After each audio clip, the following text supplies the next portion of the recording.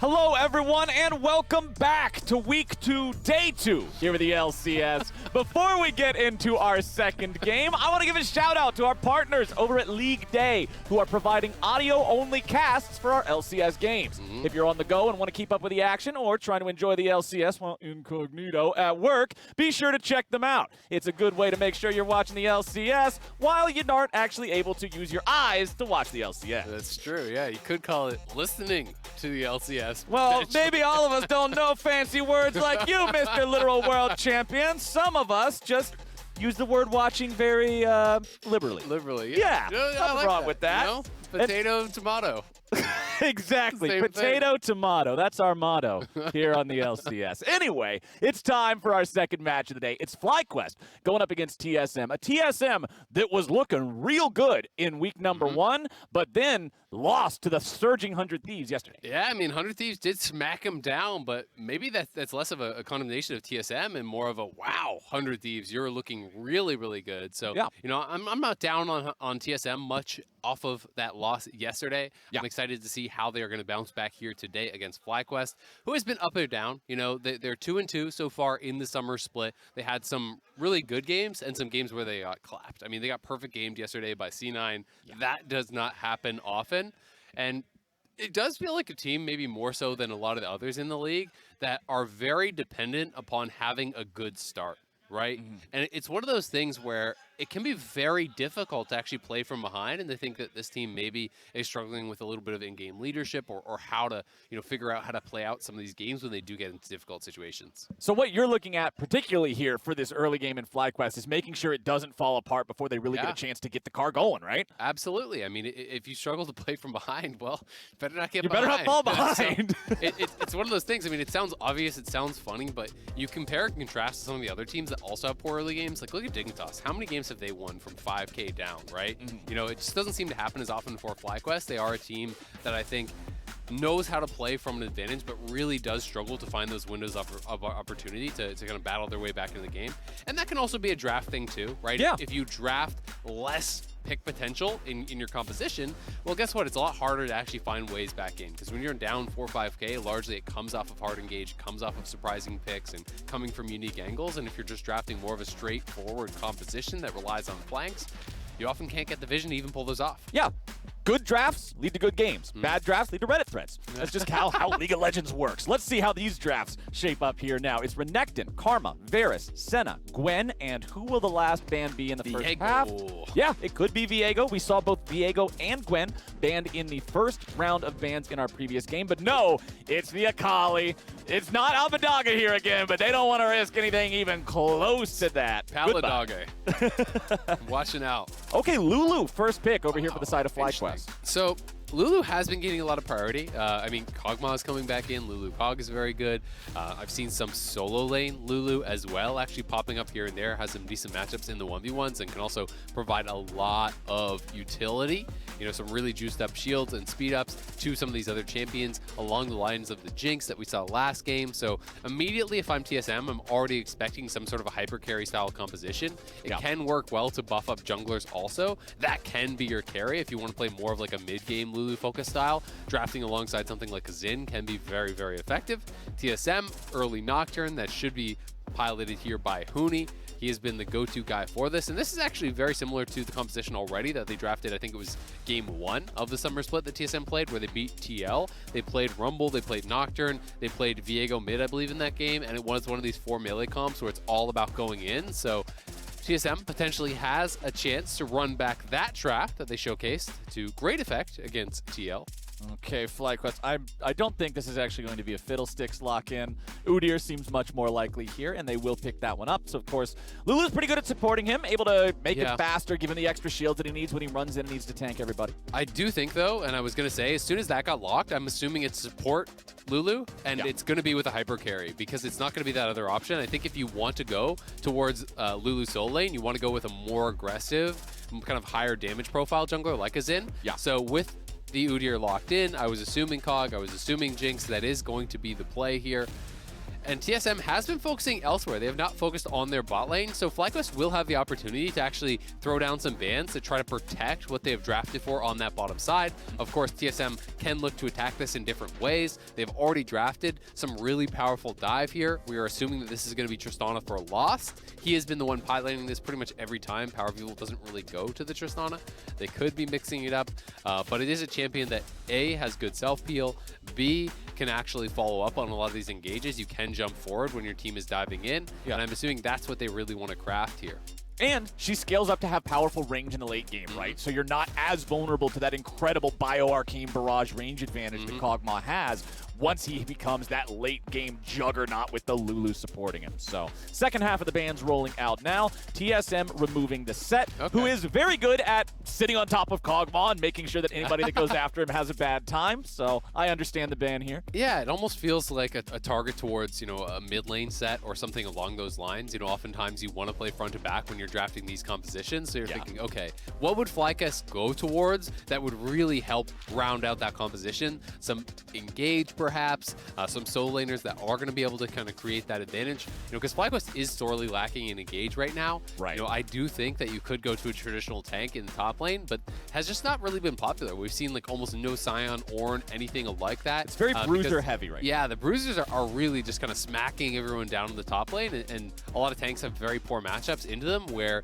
people are able to itemize into early sustain and just kind of run the lane from there. So it'll be interesting to see where they do find it.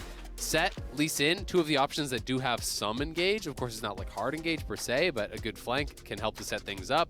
And on the other side, FlyQuest going to ban away Power of Evil's Orianna, which obviously, you know, is pretty powerful and kind of just a generically strong pick for him. Yeah. But also the Nautilus that pairs up well with the Rumble. That's hard CC. That's targeted engage towards this Kog'Maw that you're going to want to be diving on. Yep. Exactly. So I think that makes a lot of sense.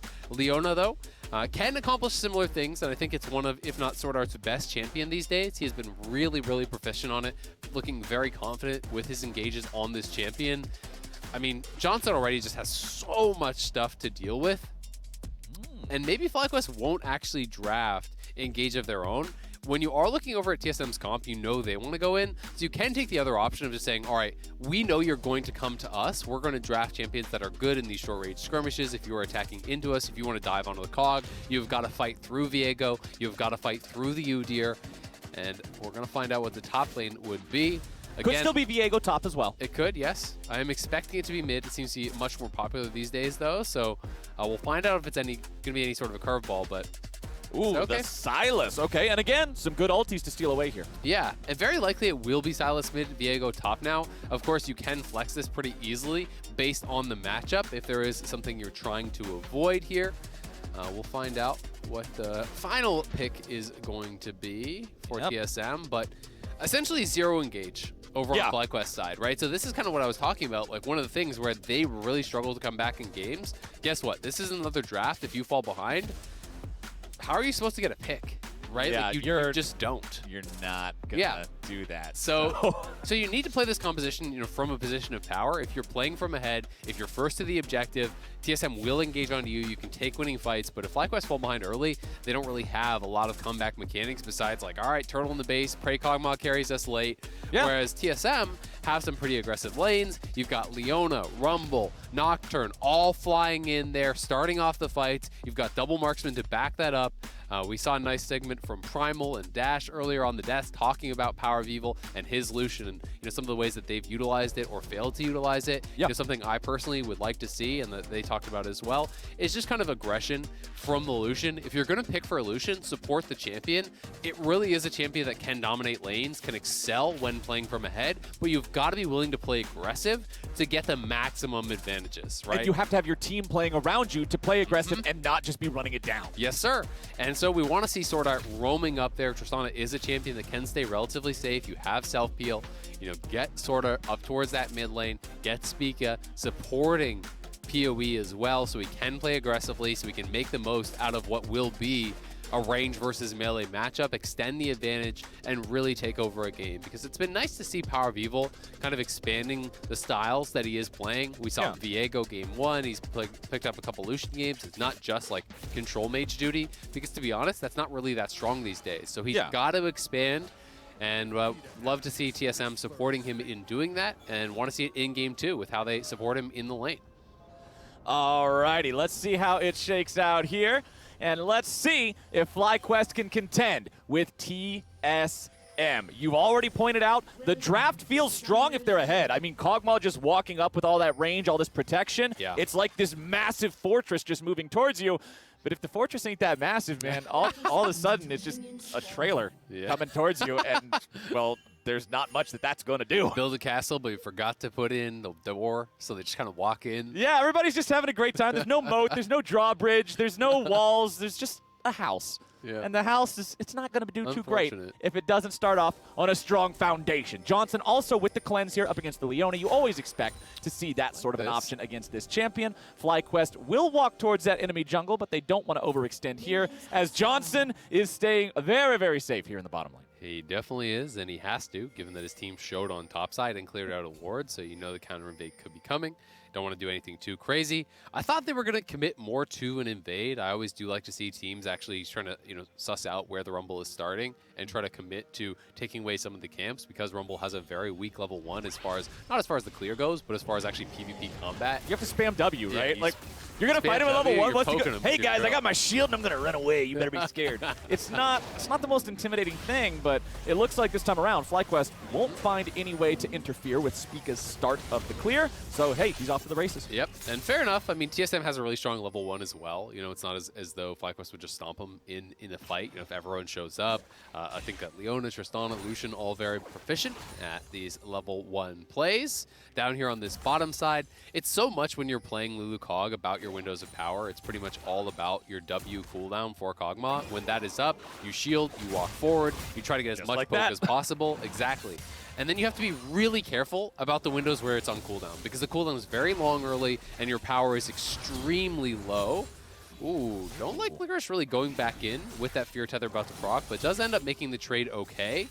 He very clearly wanted to contest the push. Unfortunately, Huni's going to get it in anyway, and does have the additional sustain here. So Licorice will have to be a little bit careful about how much damage he is taking. And it's going to be exciting bot lane, because it's one of those things where it's like the way you win Lulu Cog lanes is by playing aggressive, getting in their face and poking them down to the point where they can engage. Right. But guess what that puts you at risk of having happen when you're walking forward is they can jump on you. And they've done a good job of actually keeping Lost away from the wave. Like, this is a massive wave. There's no threat of TSM engaging, because you would get slaughtered by that many minions. The minions just alone are going to do more damage than like the Lulu would be able to ever. Or Cog, even if he doesn't have W up. Exactly. Like, there's a lot of power in those. Spica will invade the top side of the FlyQuest jungle. However, seeing that the blue buff and the Gromp are both already gone, he does not want to overextend towards that wolf that we know that Jose Deodo is clearing out right now.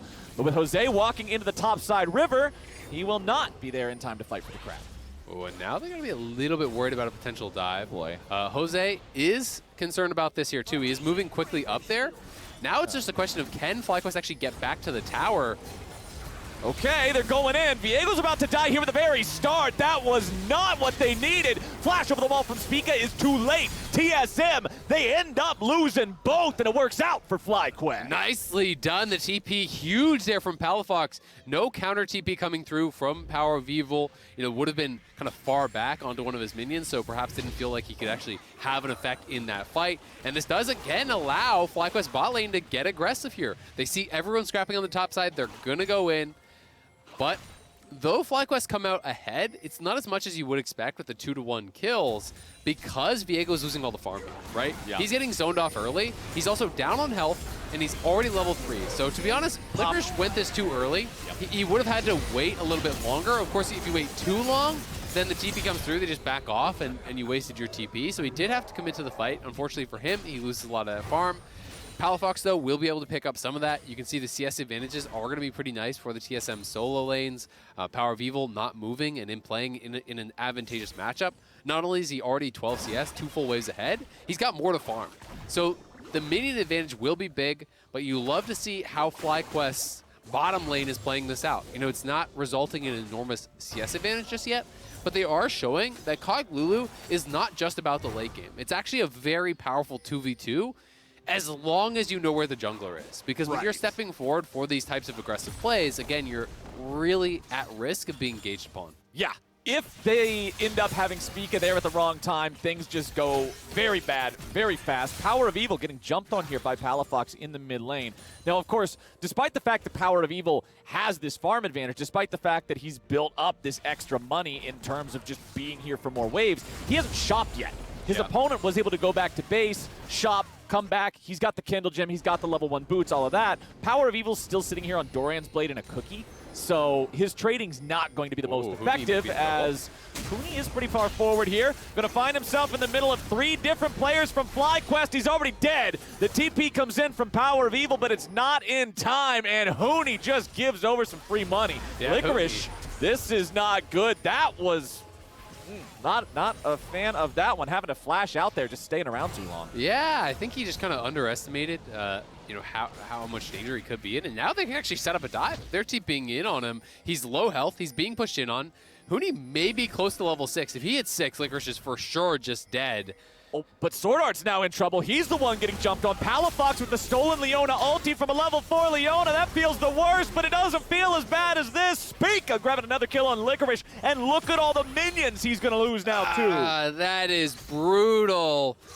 You know, despite the fact that they trade kills, it is not an even trade. Sword Art goes down, but you lose so many minions on the top side. You lose 2 plates. Licorice dies again, and he is going to be pretty screwed in this game. It is worth mentioning that Viego, even from really far behind, can still have value, because as long as your team gets a kill, you just become someone better, right? Yeah.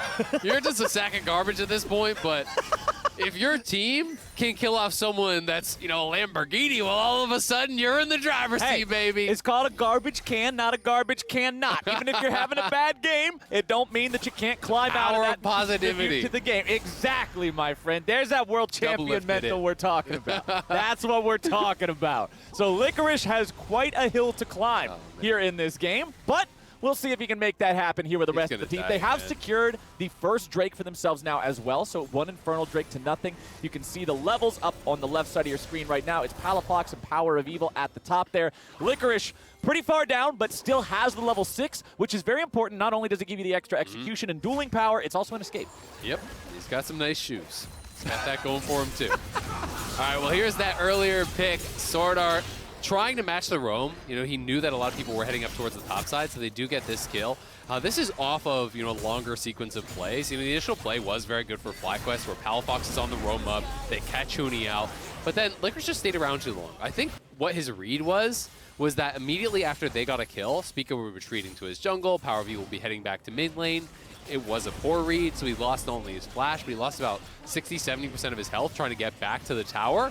And when that happens, there's just no way to survive the dive. So gets punished once more. And now FlyQuest will look to grab themselves another neutral objective. The gold's still very close here between the teams, so everything helps, everything matters here. They're rotating the bodies over towards the Herald to try to commit for this, but with TSM doing the same, FlyQuest decide to back away instead of over-indexing on this. It might just end up being a free leash here for TSM. Yeah, it's interesting that FlyQuest still are posturing as though they want to fight for this, but I feel like they're just too late. Yeah. Jose, he's in here, gets jumped over the Zenith Blade coming out from Sword Art. Sword Art now going to tank a bunch of damage. The Living Artillery comes down and guarantees they got enough damage for Jose to grab the kill, but now it's going to be a second one. Huni's already dead, and Licorice is approaching from the side. They will not find any more, but FlyQuest with a good punish here against TSM. Yeah, good punish, but an unforced error. I mean, TSM, they chose that fight. Yep. Sword Art is the one engaging. TSM is looking for the fight. You already got the Herald for free after FlyQuest moved all 5 members up towards that top side. That's not a fight you need, right?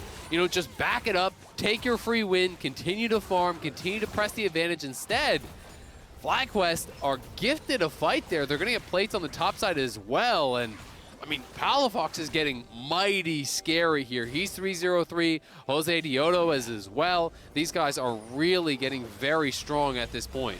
Well, Sword Art and Spica make their way up into the top lane now. Remember, the Leona still not with a Solar Flare, and he misses the Zenith Blade. Sword Art is not having a good game of League of Legends here today. He will die yet again. Jose Diodo wanted to give the kill over to Johnson, and that's exactly what FlyQuest will do. This Kog'Maw is going to be a problem. FlyQuest getting very far ahead. Yeah, Licorice is not having a fun game, but to be honest, he's just got to minimize his losses at this point. No need to really commit into a fight here. Okay, he's backing away now. He definitely does not just want to surrender that Scuttlecraft, but sometimes you have to err on the side of caution. FlyQuest, however, with another kill being picked up here in the top lane, sort of 0-3-0. Just not a good look for him here in the early game, and FlyQuest are making the most of it. I mean, TSM was focusing up towards that top side, which was great. They did create advantages. They did put Licorice very far down, but TSM lost the 2v2 straight up pretty hard. And I think that, is less a whiff and more like a bad prediction, right? You're assuming that Johnson is going to juke one way or the other. I think he made the read that Johnson would juke up. That was incorrect. As soon as that whiffs, there's no chance of anything happening there. But even if it hits, I think Johnson is absolutely fine. He had both his summoners. Jose Diodo really had read the play very well. He's sitting right behind their duo lane, and they were expecting that move from TSM.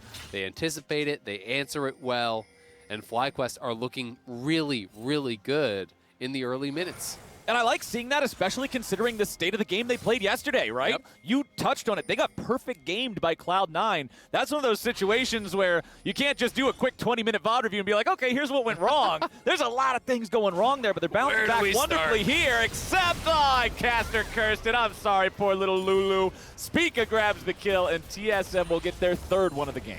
Rest in peace, Dreams there. His dream of a perfect game is dead. He's going down. And they're going to get this tower as well, so it's actually a very big pick. Jose Diodo's down on the bottom side. I would like to see FlyQuest at the very least grab the dragon to be able to continue that snowball. Again, I talked about the lack of engage that FlyQuest have. You want to be threatening a win condition through the dragons because that forces your opponents to come to you and fight you, right? So they are going to do that.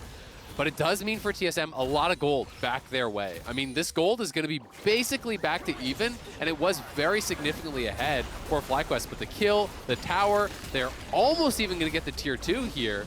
So really nice pick for TSM, getting a lot more than you would expect from a normal support kill because no one else was on that side of the map to actually back up Johnson at the tower. Yeah, and Ocean Soul this time around, when you have this scrappy fighter, already very sustain-heavy front line in Udyr, Viego, and Silas.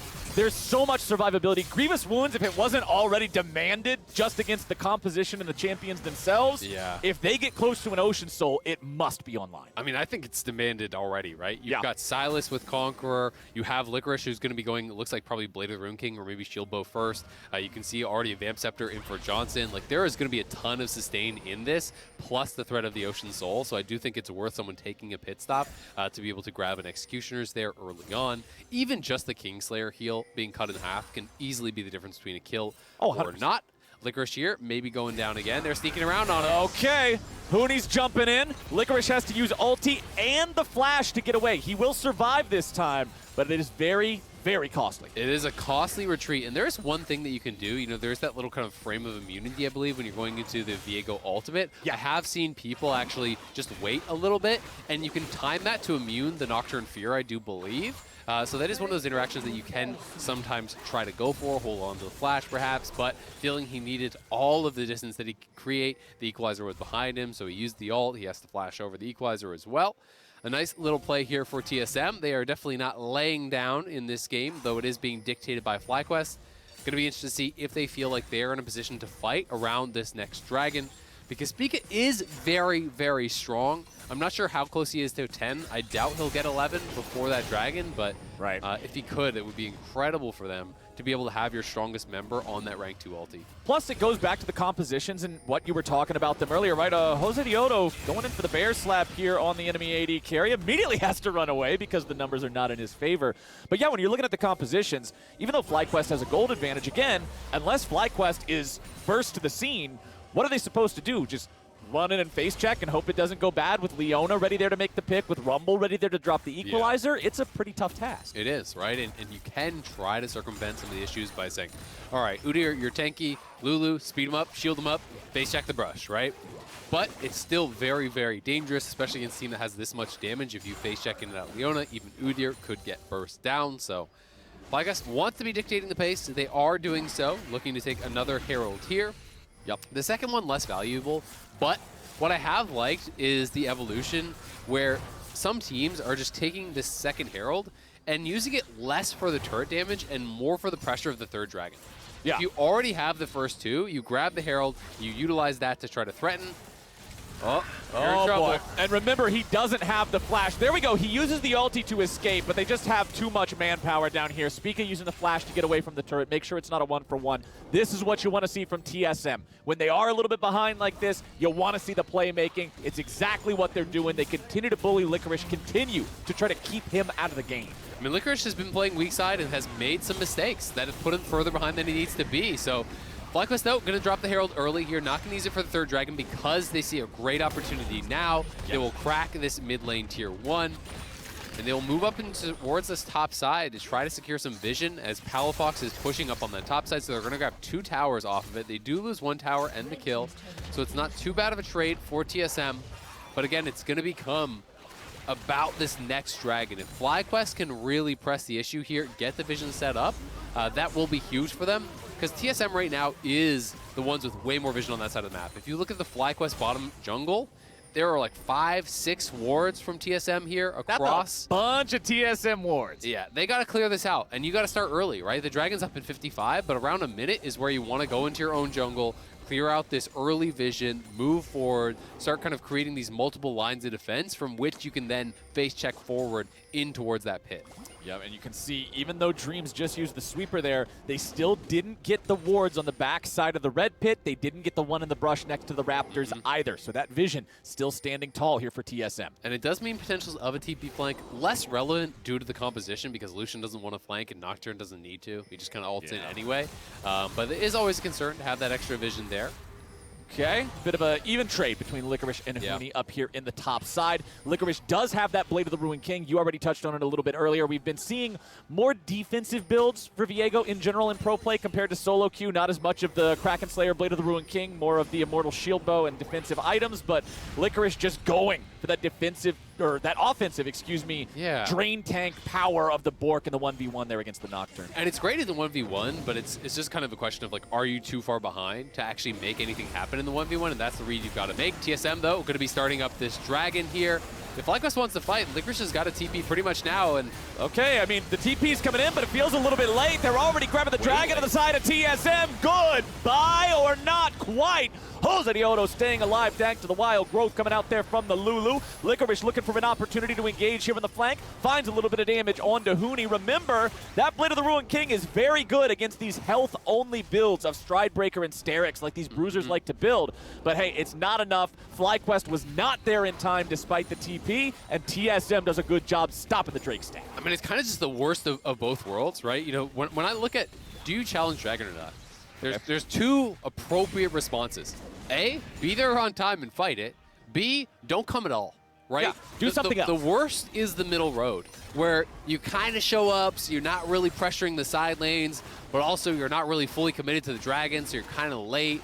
And in this case, they spent both their TPs.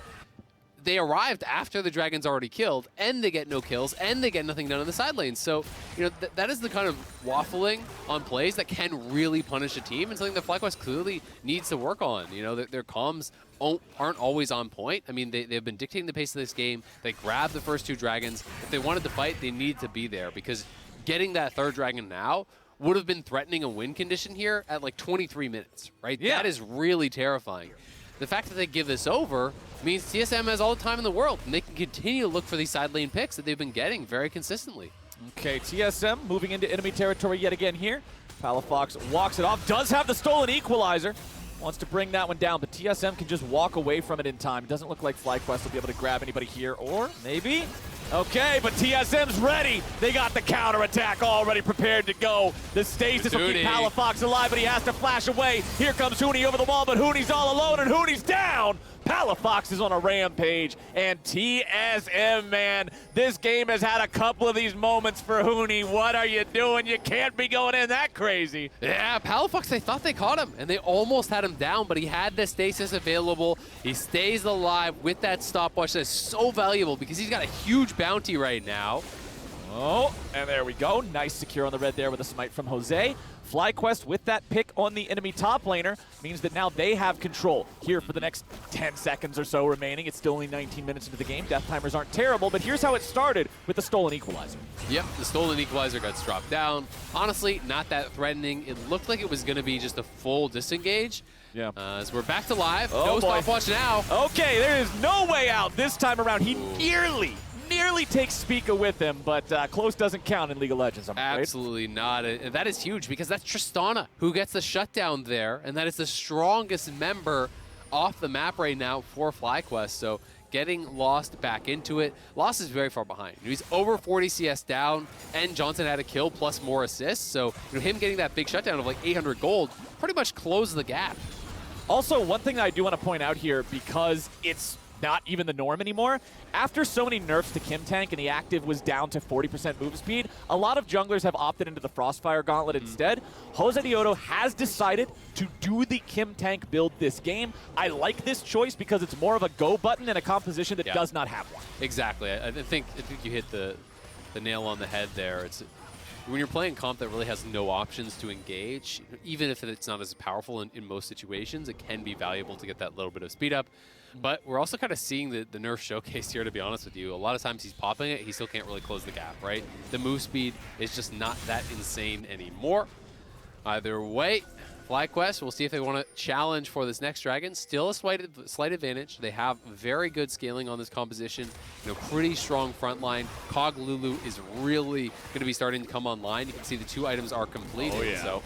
Oh, Spica's on the run, but Jose Diodo chasing right after him. Backs up a little bit here with a stolen equalizer, stopping Spica's escape route. But who's really in trouble? Living Artillery comes down, Palafox wanting to go in. Everfrost able to find the lockdown here with Huni swooping in for the counterattack. TSM, they find one. They're about to grab 2, and FlyQuest just goes too deep. The punish is there, and FlyQuest is on the run, having lost both solo laners, and TSM still having a 5-man strong squad. They're into the Baron. Yeah, that is huge. FlyQuest funneled in there, and the Nocturne ulti was game-changing. Johnson had no vision to actually get in there and do anything. Now his W is back up. Will he commit to this? He wants to fight. Oh man, this is going to be such a big moment here. Huni's going forward. Huni will be the first to die. Jose Diodo still alive with a bomb about to explode, but now he's ready to go. FlyQuest with a hero save right there. And now can they get to the dragon in time? Because the dragon is spawning here. You want to see FlyQuest rushing down there, knowing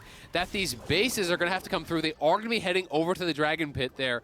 I'm not sure if we'll get a replay, but it also really showcased how different the power level is for Kog'Maw when you have your W versus when you don't. He actually used it too early in the fight, and then was never really able to auto-attack because he was zoned out by the equalizer and didn't have the bonus range. So Johnson was very ineffective in that. Then when he finally gets in range, the Nocturne ulti came through and cut off his vision again. So he couldn't actually really contribute whatsoever. But FlyQuest, they hold them off.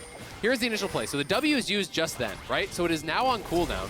As we see them go for this engage, just watch Johnson throughout the fight. Like, all he's able to do is an AD Kog'Maw just throwing out ults. He can never get in range. Zoned by the equalizer, then zoned by the culling. The W is going to be coming up here pretty shortly, but now you can't see anything. And he's out of mana ulti comes through. He's out of mana. He has no ability to really contribute, so I do think TSM used that so well, and they are back onto the Baron here. It's going down too slow, though, so FlyQuest will be here in time to fight it. Jose Diodo does have his flash. Okay. Baron's at 40%. TSM backing away now. Teleport coming in from FlyQuest. Licorice has joined the fight. Once again, it's Palafox with a stolen equalizer. Lands onto a lot of TSM health bars. Power of Evil now at half HP, and the rest of the squad backs away. And it's just to chunk him, because look where Johnson is. He's already to mid lane, pushing this in. So TSM is cut off. They have no control in their own jungle. Johnson goes straight back to mid.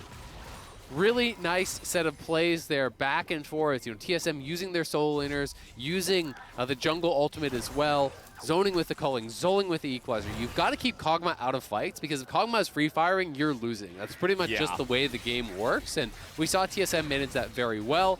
But then again, FlyQuest off the reset, they go to the dragon, TSM goes to the Baron, and TSM just isn't strong enough to rush down that Baron quickly. And really get that for themselves. So now we are on Soul Point. And now look at the Kog'Maw itemization too, because he goes for the Rage Knife to just convert some of the crit into on-hit damage instead, and then he's got Warden's Mail. This reminds me of back in the day when I first met you and you and I became friends, and you showed me, you were like, hey man, when I get Veigar and ARAMs, I just build tank items. I already get a million AP anyway. It's not like they can kill me. The power of the carry that cannot die. Here we go. It doesn't really matter, but it's TSM back into the Baron pit here yet again. FlyQuest will be the ones who have to answer, despite the fact that TSM have the double mark in the competition. They are not clearing this out super quickly here. Sword Art, however, has already lost a chunk of his HP. Jose Diodo steps forward. He will see that it's about 4,000 HP. Jose's already leading the charge. Equalizer's brought down. Huni swooping into the back line, going after the AD carry, but it will not be enough. Huni's about to die here. Very at the start. Speak is grabbing the Baron. They go back over the wall. Speak is about to die. Huni's already dead now, too. They'll continue looking for more. Lost is at 100 HP. They're still looking for more. Licorice is about to redeem himself. You want to gank this man again? He is going to stomp you into the ground, baby. FlyQuest lose the Baron, but they take the Bud Light Ace. Licorice taking the souls of everyone who's killed in this game. He's popping off the flank from the Viego. FlyQuest crushing through. TSM unable to get onto Johnson, and the Kog'Maw absolutely guts him. They're gonna take the game, Flowers. That's all it takes, man. One good team fight. The Nocturne jumps in on the Kog'Maw, but not today. They were able to protect the President. They will win themselves this game, and FlyQuest take down TSM. A really well-played game here from FlyQuest.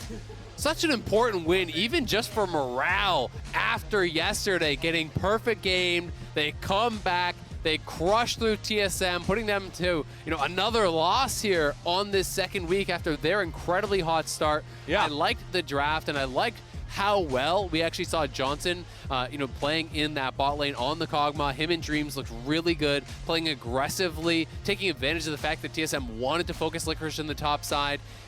They were dictating that 2v2 so heavily, and he never really felt like he was under threat in the 5v5s. He positioned very well, didn't even have to use the cleanse in a lot of cases because he was positioned so well, and TSM couldn't actually get all the way to the back line to assault this Kog'Maw. Yeah, I feel like there were quite a few unforced errors from both sides in this game. Yep. In particular, I think Sword Art had a really rough game. I think we saw some errors from both top laners around there. And there was that one fight, like you pointed out, where using his W too early, Johnson's pretty much going RREQ. Okay, guys, I can't do anything else because you don't have the range. But then he made up for it afterwards. That fight at the very end. And it just sort of felt like TSM wasn't in sync this game, because even at that very final fight, everybody else is on the Baron. Huni's saying, all right, guys, I'll buy time. He dives on Cog. One man alone diving into a protect the Kog'Maw comp, he's just dead instantly. It's tough, right? And at the same time, it's like, who else are you supposed to ult onto? Yeah. Right? Are you supposed to ult onto the front line? Are you going to ult onto the Silas? Like, there's not really any options. You have to go back line, but if the rest of your team can't get there's nothing happening, right? And, and it felt clear to me that TSM was really feeling the pressure. They felt they had been outscaled. They felt they were losing this game because they just went for a random Baron basically twice in a row. Yeah, YOLO Baron, exactly. 25 minutes. And you only do that when you're like, well, we've lost unless we get Baron. All right, let's go for it, right? Yeah. And it felt like that was kind of the situation. For me, the concern is, again, here's another game where, PoE, he laned well. He created an advantage on the Lucian. He's up farm. But then what did he do with it, right? It just doesn't feel like he has the same impact on this that he does when he is playing these control mages that he's so incredibly powerful on, where he can make those game-changing plays. We didn't see him get as active on the map. We saw Palafox losing lane, but then he was everywhere, roaming the top side, roaming the bot side, finding kills, and he really was a guy that was kind of a big X factor there, I think, for FlyQuest. Yeah, I want to praise Palafox. I think he did an awesome job being involved in all those kills early, the stolen rumble equalizers constantly. Whenever that ulti was available to steal, he was ready to use it for the big team fight moments. The stopwatch up in the top lane that turned things around. Yes, he dies right after, but whatever. Everybody gets one now and then, right? Palafox had an awesome game here on the Silas, showcased how to use this champion very well, and it was absolutely instrumental in them being able to get to the point where Kog'Maw can just be Kog'Maw. Yeah, and I mean, showcasing the power of the Lulu too, right? This is a first pick Lulu. Blind. TSM wasn't really able to punish it. I'm sure that there's going to be a lot of questions for them coming out of this game. It's like, we put Licorice down. Did it matter? No. Should we have been focusing the bot lane instead? Because FlyQuest were creating advantages elsewhere. Of course, Palafox got really fed. Jose Diodo got really fed. Their bot lane's naturally winning that 2v2. They played really well. So FlyQuest, I think, can walk away from this one and be pretty darn proud of the performance they had. Yep, it was a good look from FlyQuest, and now we've got Latigris on stage with Licorice for our Verizon post-game interview. Thank you so much, Captain Flowers. I've got Licorice. We already know that it took a bit of a bounce back from yesterday's game. So walk me through what the rest of the team was doing to prepare for today and how you pulled off the W. Well, I think one of the big things we talked about is that I keep getting turret dove around like 4 minutes every game. So this time we had a plan ready where we were going to show up and kill them when they tried, and TSM went for it. So Yeah. it was a good step forward from yesterday, you know? Perks did say it wasn't anything personal against you with all the diving that went down. And we're getting to see you on so many different picks at this point. You were the first one to bring out the Gwen. We've seen you on the Viego. What has this journey been like in summer with the way that top lane has just been transforming? It's been, I mean, it's like always kind of concerning as a player when like the meta is moving so fast, which it like feels like it is right now, where like for like a year of my career, I played like Aatrox, and that was like it, you know? And all of a sudden, it's like all these different champions, and like no one's not quite sure what's good. So it's like kind of like I feel kind of anxious about it when I'm preparing that like, oh, maybe I like practiced the wrong champion, and it like feels really bad to like lose from draft or to like, lose from a matchup that you don't know about. But at the same time, it's just really fun to play all these champions because you just get to kill people and you do a lot of damage. Oh yeah, and it for sure is fun for us to watch as well. One aspect though, when it comes to that, is we're seeing your picks kind of come out a bit earlier in the draft. Palafox seems to kind of get that counter in a lot of these scenarios. Can you tell me a bit about that strategy and trying to set him up in the mid lane? Yeah, I mean, I guess it's just something that's happening on stage. It's not really something that we're planning for, but like I'm always just trying to pick the champion that I think is strongest for me. And a lot of the time, you can just blind something that's gonna do okay. Like maybe you'll get dove a couple times if they want to dive you and they really don't like you. But apart from that, you'll like be okay in the 1v1. So that's kind of how I feel about it right now. I do love to see the smile on your face and this victory for FlyQuest. Obviously, still trying to kind of feel things out here in summer. Can you just give me a temperature check on what the vibe is with you all coming into this, your personal goals for the rest of the split? I think for me, personal goals is just go out there, win a lot, and learn as much as I can, and have fun while I'm doing it. Yeah, grab those W's, save the environment, make sure that sun is bright and shiny. Licorice, you looking shiny as heck on your face right now with that big old smile. Thanks for being here. Yeah. Thank you. What a victory for FlyQuest here on the stage. We're going to kick it to a short break, but when we return, we will be back on the State Farm Analyst Desk ahead of Game 3. See you there.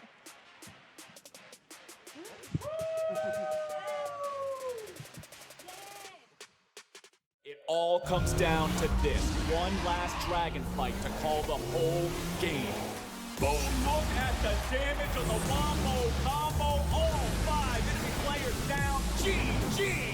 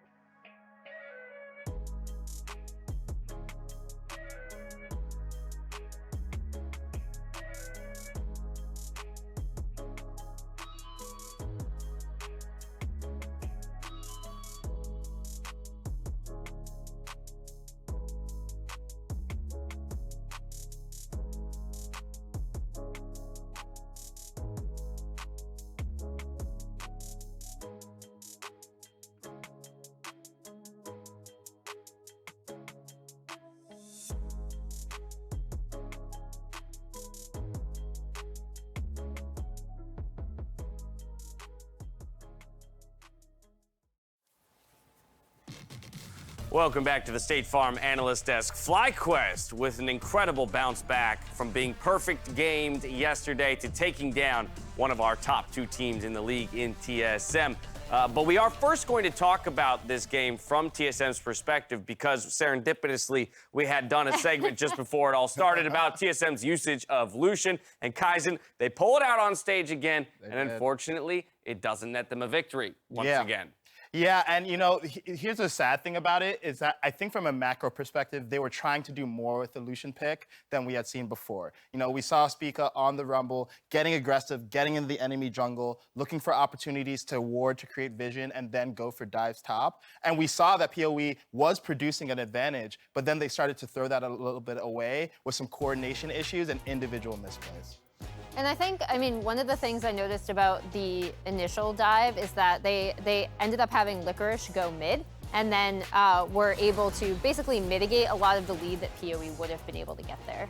Yeah, so of course this was the second time around. The first dive did really mess up what Power of Evil was trying to do. Because not only now does Silas have 2 kills, because as Licorice said in the interview, they were ready for it. They had a plan. They had a plan ready. They're like, they're diving top. Teleported in there, save his boy. I like the fact that Silas was able to come in with a massive lead off that one. And then what the replay showed on that one, even though they were able to get the dive there, it wasn't still clean from TSM as a whole. So Sword Art ends up dying there. They go for Rift Herald. Sword Art looks for another pick, dies in that one, just like about a minute later. And then they look for a play topside. Sword Art ends up dying there. Yeah. 3 deaths in like 2 minutes time. In all of these plays, now you have a strong as hell Silas and an even stronger Udyr.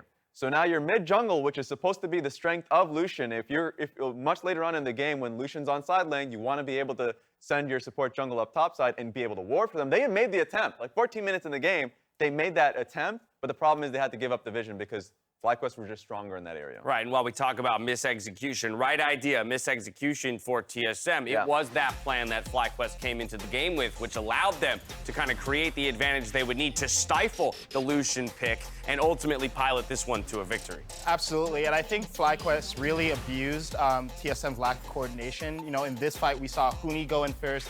All of FlyQuest decides, okay, we're gonna back up, kill off Huni, and then we'll finish off the rest of TSM. So this was a game where FlyQuest, I think they really exploited the fact that TSM didn't look particularly comfortable with this kind of team comp setup. And it was a really, really well-played game by them from start to finish, dealing with the dives and dismantling the team play. And I just think FlyQuest is a great team fighting team when they have, their ducks in order and their comfort there. Because Palafox is an incredible Silas player. Like, I felt like how he was able to utilize Nocturne Ultimate, close out the lights, and make it difficult for TSM to, as you say, coordinate in these situations when they're forcing Baron. It was really hard for TSM, and especially, in the perspective of AD carry and of PoE, a Power of Evil. Like, there's not much he can do when the mid jungle, or at least what is supposed to be your strength, is now FlyQuest strength. They just have to basically play on the opposite side of the map and trade. So definitely a hard one for TSM in this one, but a big congratulations for FlyQuest.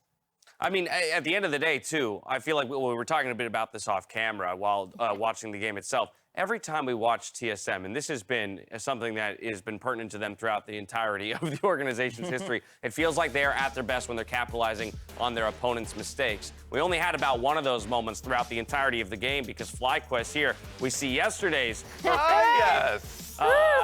Definitely a tough one, or at least one that we thought might be tough to recover from. You compare that to what happened today. Sure, it's not going to be the cleanest of gold graphs, Emily, but, they made it work. Yeah, I actually really loved what we saw from FlyQuest today, not just in their mentality, but as Licorice said, he was like, we knew they were going to dive top. We wanted something to mitigate that. When TSM have the Lucian and that kind of has to get ahead, and you really want to make a lot from that map pressure, they're like, okay, we end up getting the Silas ahead, and that mitigates, early on in the game, they showed an XP plus CS difference, and Palafox was already ahead of Power of Evil early on in the game, so I thought it was really clever at how they ended up, mitigating a lot of that pressure they could have caused by knowing that they were going to go topside. And I love the Lulu pick, actually. I think that, again, I mentioned this yesterday, but with the Hex Flash disabled or unable to pick, we are going to see more of these Enchanter supports come out. I love the Lulu cog, and so I really liked how they adjusted in the draft as well. Yeah, I think that's a great point, Emily, because basically the game plan got neutralized the moment Sylas got ahead, right? So Lucian, any kind of tower play pressure he could have gotten or any kind of advantage he could have accumulated solo was removed. And then as Raz said, you want to have him playing side lane. But if Sylas is up 2-0-2, you know, by the time you get out of lane, there's no going to side lane to solo as Lucian. All right, Kaizen, I just want to know flatly from you. We've seen 2 games of the Lucian now, TSM, 2 losses. Done with it? Put the Kabaiko or keep going? I think it looked better from an idea perspective. The execution was bad. You're not selling me. For me, keep going. We gotta keep going. Keep going. Sorg died 3 times in like 2 minutes. All right. Keep going. It's his fault. No, we're gonna go. Blame it on the sport. Keep it coming. On the other side, we're gonna get to know Team Liquid's newest member, and then we're gonna dig into their face-off with Evil Geniuses. We'll see you here. Diamond hands, I'm holding. Oh, I'm holding. I don't know.